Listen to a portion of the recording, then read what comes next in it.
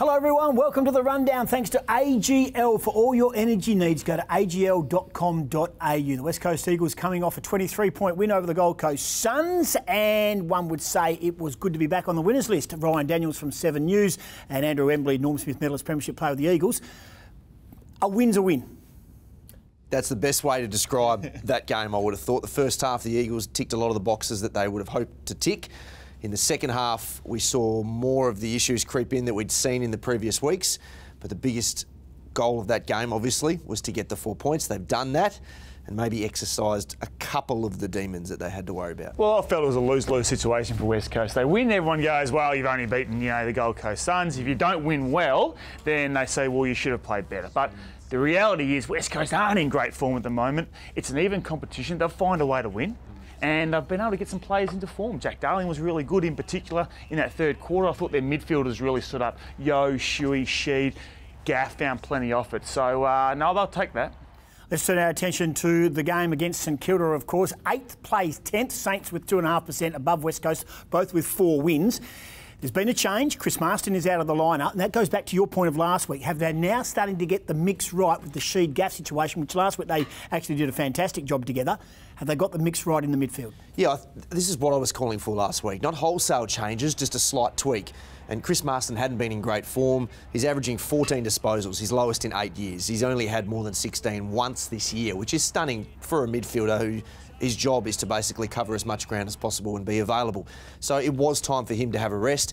You bring in Waterman, and while Waterman isn't your traditional small forward by any stretch of the imagination, he does add goal-kicking power. So you need another goal scorer in there. I think it's the right move. I think it's been a long time coming, and we may see now the balance finally shift to the right direction. Yeah, I'm not too sure about that. We speak a lot about the role that Masto plays, and West Coast have spoken about that for a while now. Those hard-running midfielder, create space for his teammates to be able to work in, almost that sacrificial running. So now they've brought a player in that doesn't play Masto's role. Now, I think Waterman deserves his opportunity. He's been in really good form at the Waffle, but to come in replace of Chris Marston, I already think they're too tall inside their forward 50, the West Coast Eagles. They've got an issue at the moment at locking the ball in there. So they've got 4 talls potentially in there at the moment. We know Darling and Kennedy are always the targets. Allen and maybe Waterman are the sort of the guys on the outside. For mine, I think West Coast probably should have stuck with Marston. Well, I've looked at that 22 and we'll find out what's going to happen. But I think Allen goes back. There's no doubt Allen's not going to play forward in this game, in my opinion.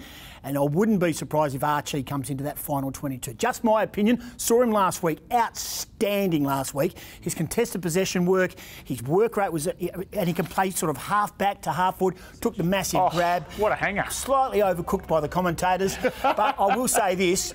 I do believe the balance would be right if Archie could find his way into that 22. He's definitely an AFL standard player. He's just been starved of opportunity. And last year he was in emergency for the grand final. He was in the rooms doing all the things. He was in the parade. He had all that horrible experience that you kind of want, but you kind of don't.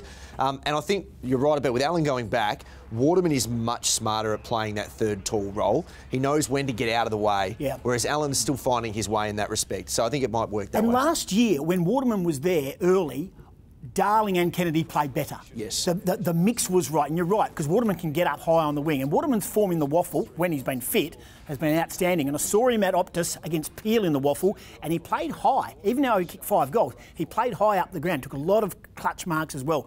I think it's the right time to play him. I think one thing's for sure at the moment, West Coast is still searching for their best 22, and I'm not quite sure if they've got the balance right yet. All right, let's see how they go against St Kilda. Now, St Kilda don't have Jack Stephen, of course, for personal reasons, and we wish him all the best. If he is the best player, and everyone believes he's their best player, their most dominant midfielder, who do West Coast now have to turn their attention to in regards to being the most important player to curb in this game? Well, I would have said Jay Gresham, but then I've just found out that he signed a new contract. And you know what happens when people sign new contracts? They go house hunting, he would have bought a jet ski by now. I reckon his mind's on the job. I reckon he's psyched himself out. So on the back of that, I'm going to go for Seb Ross. I think he's their most important midfielder. May not be in the form that he was in a couple of years ago, but what I like about him is he finds football forward of the centre, and that's highlighted by the fact that he's ranked in the top 10 of the competition for inside 50 entries. He's not not going to get those little dinky handballs around the back. He finds the football on the inside, but then he runs and he creates. And I just reckon if West Coast underestimate what he can do on Saturday night, then he may just be the player that really hurts the Eagles. Seb Ross is fantastic, I agree, but I do think it is Gresham. He could go the other way and be full of confidence. Now he's getting paid. He might think, I am a superstar. Yeah. In wins that they've had this year, he's averaged 23 disposals and 6 clearances. In their losses, 19 and 3. He is a bit of a barometer for them, and we know he's a fantastic user of the footy. I actually wouldn't be surprised if when Gresham is in the middle, because he sort of splits his time about 60-40, middle and forward, that Hutchings might go to him rather than a Billings or a Ross. I think that Gresham is the guy that you have to stop. If he kicks 4, the Saints probably win. If he gets 25, they probably win. So you have to slow Jade Gresham down. Yeah, I sort of tend to agree on the Gresham line, but I want to flip what you said around about how him being off and buying houses and cars and trips and the like. I think he now plays with the freedom that he says he's here for the long term. He is a big-time player on big-time dollars and he needs to deliver. And his form hasn't been great this year, but that's the problem for West Coast, that he could jump out of the ground. Let's turn our attention also now to a focus on coaches. There's a lot of emotion in the coach's box, we know, and we saw, of course, last week Adam Simpson really wearing his heart on his sleeve when things started to go not quite right, when the wheel started to get a little bit wobbly. I loved it. I absolutely loved it. The question is, should there be a fixed camera on the coaches all the time? What do you think, the broadcaster, as a broadcasting unit that you are at Channel 7, tell us how you think it should be. I'll try to take that hat off and just be unbiased here, but I think it's more the merrier. We need the emotion. Do you think any fan wants to sit there and see if their team's not going the way they want, the coach just sitting there quietly doing nothing? They want to see them angry. They want to see them animated. I think that's important. I agree that in some cases you don't want to see it if you're letting a few swear words out and you've got your kids at home watching, maybe you don't want them to see that. But the camera on there is to capture the emotion of that box. That box is a little just a hotbed of emotion on game day, and you need to see that. That is why people watch sports. They want to see the blood boil, and supporters are feeling the same way at home. I think a few water bottles probably got thrown at home, not just Adam Simpson's in the box. I loved it. No, I totally agree with you. I think I love seeing the coaches when they show that kind of emotion. So, obviously, with the way the West Coast Eagles play, yeah, there would have been a lot of frustrated people in the crowd, at home, as you mentioned, in the coaches' box. And when I see that, I go, you know what? They care. There's passion about this game, and I think it's fantastic. Nothing like a broken phone. No, absolutely. You know, I saw Clarkson, put his hole through, put his fist through a wall, a few years back. That's fantastic. That's great. And when the broadcasters are paying billions of dollars, they get what they want, and at the moment, they want to see that emotion. Speaking from very limited coaching experience that I had, I found that if I was absolutely blowing a foofer valve, and I broke two phones in the Subiaco Just two. One here at Subiaco Oval, to be honest. You can go to the boundary line. And that's where you basically do control things, because the last thing the players or the bench staff need is you blowing a valve. But that doesn't add to the coverage intrigue of it. I love it. And I'll tell you what I'm going to say.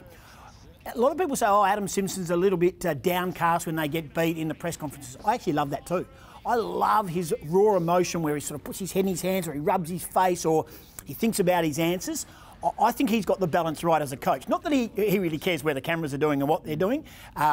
Ross Lyon, we're seeing a completely different type of bloke. He's laughing and giggling and carrying on. So there's been a bit of a switch there. I think the cameras have a role, and if the clubs have an issue, they've got to find the balance where the coach sits. I know the cameras can move every now and then, but you can actually keep out of the line of sight if you really get that desperate. You can, and we're obviously also seeing more time on the boundary because of the interchange rules and the runners and all of these things that have happened now. The coaches tend to want to be on the ground. The West Coast Eagles return after the game, and they're coming back, and they're going to get back mid-morning, like seriously mid-morning time. Is that fair for them to be flying back, firstly straight after a game, otherwise they have to stay the night, and get back ahead of a Friday night fixture? No, it's not fair.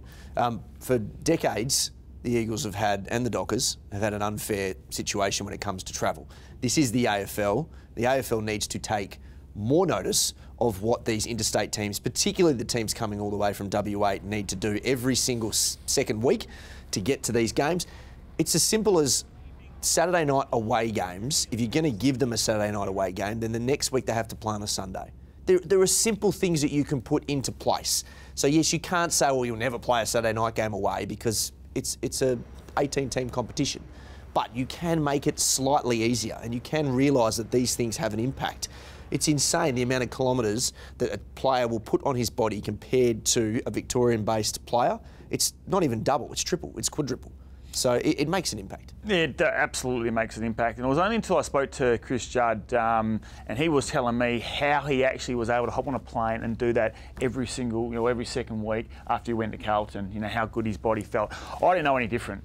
Hopping on a plane, flying every second week is what we did. So it's hard for me to actually sort of say what the right and wrong answer is. The reality is we're playing in an AFL competition. We have to travel. That's what we do. Yes, it'd be nice if we got looked after a little bit, but West Coast play 2 night games away this year. One was in round 1 against Brisbane. They came back, they smashed the GWS Giants. I think they'll go over to St Kilda. They'll play Saturday night. They'll be fine. They're very professional. They'll get back. Yes, 6-day break, not ideal, but we'll worry about Melbourne next week. Yeah, I find it extreme that they would have to charter the Virgin flight for that Geelong game to Avalon and get it back. I find that bizarre that they would have to do that. And they've done it because they're thinking about their next game. And that's why they're doing it. Not doing it to be treated like Hollywood. And I think that got lost in translation a little bit. Oh, yeah, they're chartering their own private plane. No, they weren't. They've actually managed to manoeuvre Virgin to get a plane to help them in their recovery. Coming back at mid-morning, coming back 3 a.m, 2:30 is unbelievably not ideal for an AFL club. And when you're talking about how close the league is, like we have been, we saw that with Gold Coast last week, the 2, 3, 4, 5% that might chip away from you, that's going to matter. Correct. So you have to take it all into account. Lucky they're playing Melbourne then. Alrighty, can we just ask and then about who's going to win this game, why they're going to win this game, West Coast, and go back to back? It's a crucial game because that block of teams through 1st through 12th is pretty tight, and slipping up in these 50-50 games can be crucial. This is a really tough game for West Coast. St Kilda play Etihad or Marvel or whatever you want to call it as good as anyone in the competition. The Dogs are pretty good there as well.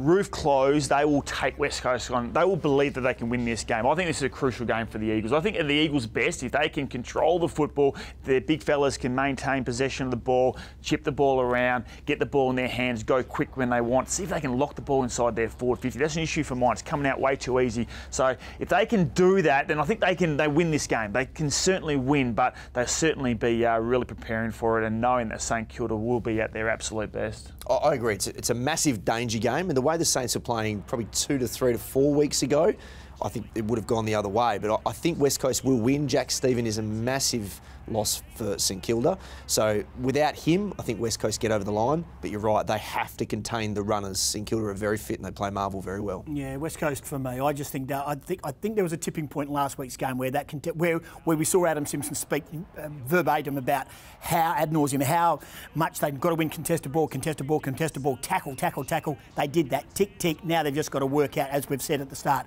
the machinations of their best 22. Boys, probably today, I will say this, far too much agreeing, far too much clinical conversation to be had, but we'll do it again next week. Ryan Daniels and Andrew Embley. I'd say it was your questions, actually, that made us agree. Maybe a bit more controversial with the questions next time. It's all about the preparation. Wack, as you would know, I'll be flying in at 2 o'clock in the morning next time. Thanks for your company. Thanks to AGL for all your energy needs. This has been The Rundown, agl.com.au.